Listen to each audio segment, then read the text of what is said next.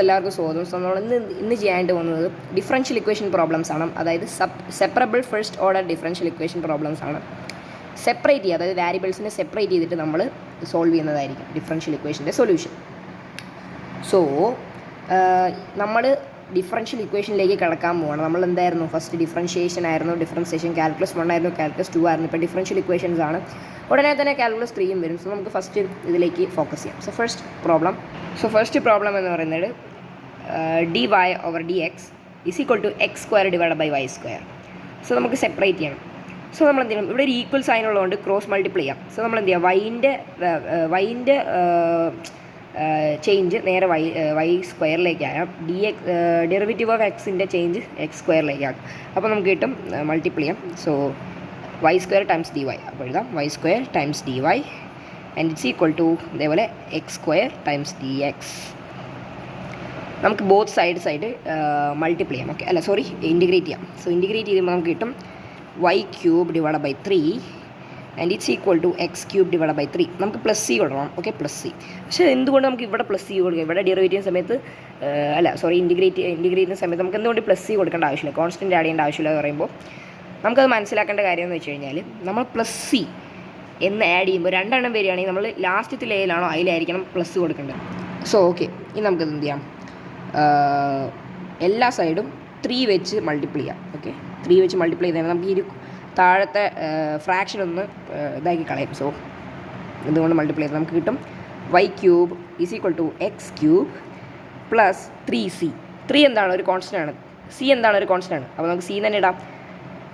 Constant times constant ആയില്ലേ. ഇനി നമ്മൾ എന്ത് ചെയ്യണം, രണ്ട് ഭാഗവും ക്യൂബ് റൂട്ട് വെച്ച് മൾട്ടിപ്ലൈ ചെയ്യണം. അതായത് മൾട്ടിപ്ലൈ അല്ല, ക്യൂബ് റൂട്ട് ഇടാം.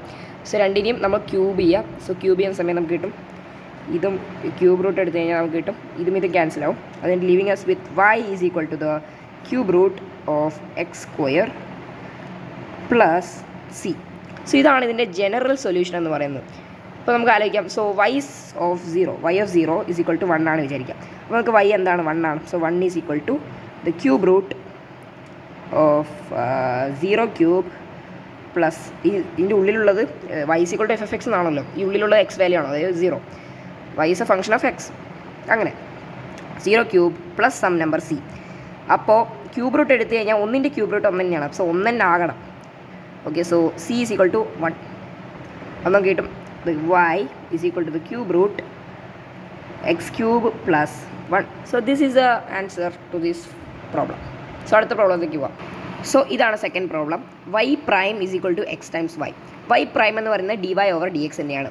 So dy over dx is equal to y prime. Same ആണ്. നമുക്ക് എന്ത് ചെയ്യാം, റിപ്ലേസ് ചെയ്യാം dy over dx വെച്ചിട്ട്. അപ്പോൾ നമുക്ക് കിട്ടും dy over dx is equal to x times y.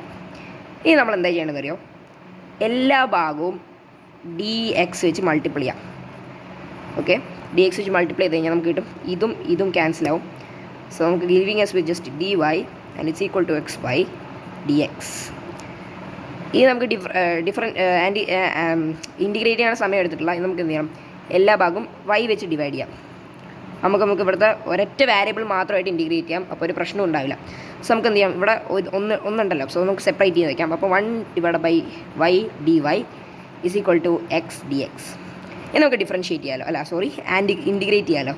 So നമുക്ക് കിട്ടും ഇതിൻ്റെ ഡെറിവേറ്റീവ് എന്ന് പറയുന്നത് 1 ഡിവൈഡ് ബൈ വൈൻ്റെ ഡെറിവേറ്റീവ് എന്ന് പറയുന്നത് ln y ആണ്. സോ നമുക്കറിയാം ln y is equal to X square divide by 2 plus C.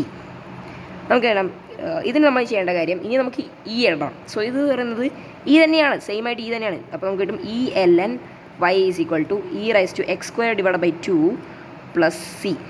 Okay, കാരണം നമ്മുടെ ബേസസ് സെയിം ആണ്, ഇ ആണ് ബേസ്. പക്ഷേ നമുക്ക് എന്ത് ചെയ്യണം, ഇത് രണ്ടും ഈക്വൽ ആണോ നോക്കേണ്ടത്. ബേസസ് സെയിം ആണെങ്കിൽ ഇതും ഈക്വൽ ചെയ്യണം. അത് തന്നെയാണ് ഇവിടെ കാണുന്നത് അല്ലേ.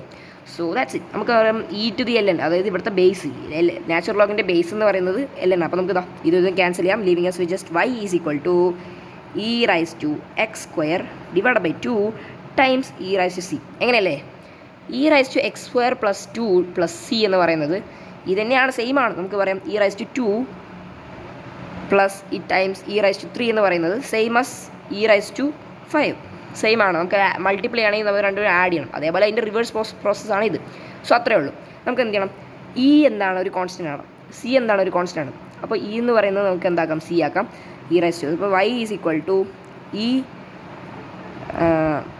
X square divide by 2 times C, അല്ലെങ്കിൽ നമുക്ക് എന്ത് ചെയ്യാം, Y is equal to C E to the 1/2 X square.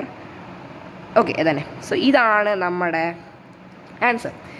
So ഇനി നമ്മൾക്ക് കുറേ പ്രോബ്ലം സോൾവ് ചെയ്യാണ്ട് വെറും 2 പ്രോബ്ലം നമ്മൾ സോൾവ് ചെയ്തുള്ളൂ. സോ ഇനി നമുക്ക് കുറേ പ്രോബ്ലം സോൾവ് ചെയ്യണം. So bye bye guys.